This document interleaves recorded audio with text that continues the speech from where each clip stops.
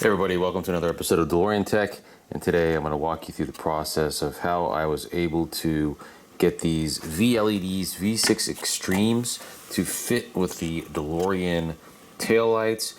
As you can see, I basically created a dummy board and connected the VLEDs bulbs into the board itself.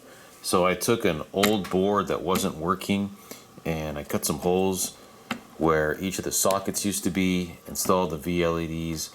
This is going to be pretty interesting because these are the brightest solutions out there using the new Drayron boards. So I'm going to show you how to connect all that together, and then we're going to take a look and see exactly how bright these things are. So I have installed all of the base adapters in the Drayron taillight sequencing board here. So I've got an 1156 base adapter.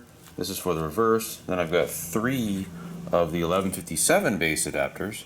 Then I have a special 1156 base adapter that allows for a parking lamp input. It's external from the board itself. I ordered it because it wasn't any more expensive than the regular one, and it was available when you order the amber.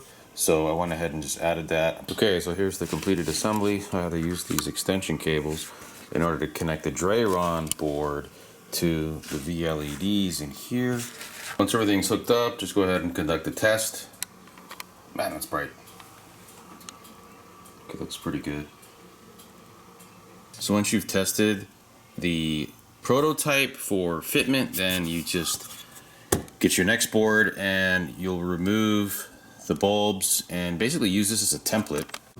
So after you've removed the bulbs, then you just take your second board and basically use this board as a template, and you would just mark where you're going to drill. You have those little circles with a Sharpie. So you can probably use a large drill bit for this. I couldn't find one, so I'm just going to use the biggest one I could find, drill some holes, and then I'm going to Dremel out the rest of it.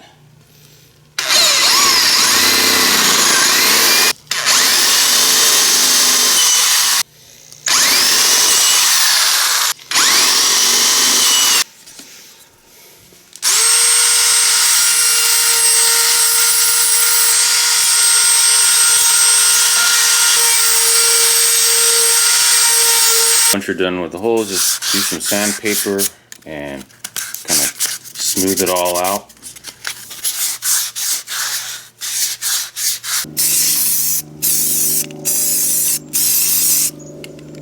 So after you're done with your board, you just go ahead and start installing the VLEDs bulbs. So you want to start with your reverse, which is this one here. Just go ahead and insert those and just fasten those down with the screws that come with the kit. So I usually use at least 2 of them.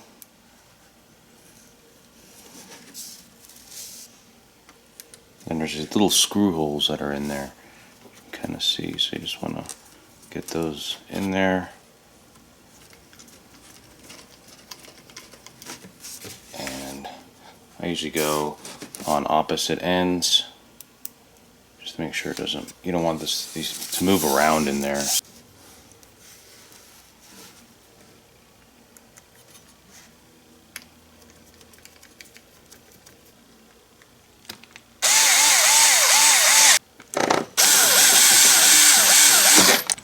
And that's basically how they look when they're installed. So just repeat the process for the remaining bulbs. Okay, so we're just conducting a test of the new board here.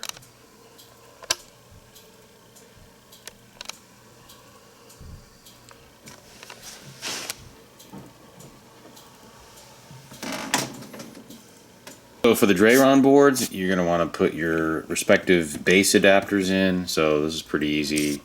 I also recommend applying some of the heat shrink that came with the base adapters here to protect the connection, because you're going to be mounting this either next to the taillights or below the taillights, depending on how much room we're going to have. So I went ahead and picked up a bunch of these extension cables too, just to lengthen the wire here. This will allow me to move the board around a little bit so it's not so tight in the area where the tail lights are. Okay, so what I did was I just installed the board, the Drayron board down there. You can see that. I have it heavily insulated in here so it's not touching any metal or anything. I also have some cooling fans hooked up inside here as well, just in case things get kind of warm. So this is the setup. There's plenty of clearance in there. And here's the final assembly here. I went ahead and added some of this foil tape right here just to be able to increase the brightness of the center parking lamp circuit. So this is what it looks like, complete and done. Okay, so one of the things you have to do when you set your flasher speed is you have to put it into learn mode so that the boards understand that that is now the default setting. So what you have to do once you've selected the speed that you want is, first thing you do is you have to put the key in the ignition, apply the brakes. Then you want to take the car and put it in reverse so that the reverse lights go on. You basically hold that and then turn the emergency flashers on.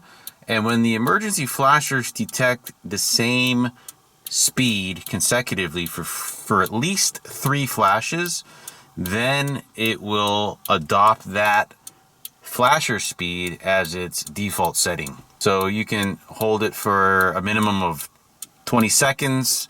That should do it. So once you're finished, take the car out of reverse, depress the brakes, and turn the flashers off, and now learn mode is complete. So one of the things I took the liberty of doing is adding the turn signal lights into the parking lamp circuit. So I can actually turn my headlights on or my parking lamps on. The turn signal lights also have a low mode that enables them to turn on with the rest of the lights. So every single light in here is lit, obviously with the exception of the reverse, but I thought that looks kind of cool. I think I'm going to go ahead and keep that.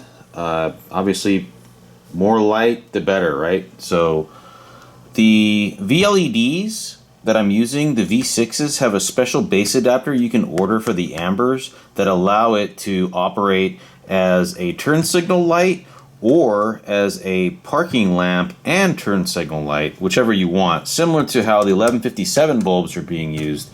Although I didn't have to convert to an 1157, this is still an 1156, but the base adapter for the VLEDs enables me to be able to turn that on. It's in a lower setting right here, so it's not so blinding. So you can see what it looks like with the turn signal light on. So just a little extra from VLEDs. This has nothing to do with the Drayron board, although it doesn't interfere with the Drayron board like I thought it might. So no problems. I'm going to do a demo at the end of this video of all the different modes so you can see that this does not interfere with the sequential taillight functions or parade mode or whatever. So it just turns on when you need it to be on, and that's it. So no other issues. One of the disadvantages of using the V6 Tritons, either the Extremes or the standard ones in the front here, is that you have to actually install relays in here in order to get them to work properly. This is because of the higher voltage that they take. Drayron was above and beyond helpful in getting this system to work with the Drayron Sequencers and the VLED Triton V6s.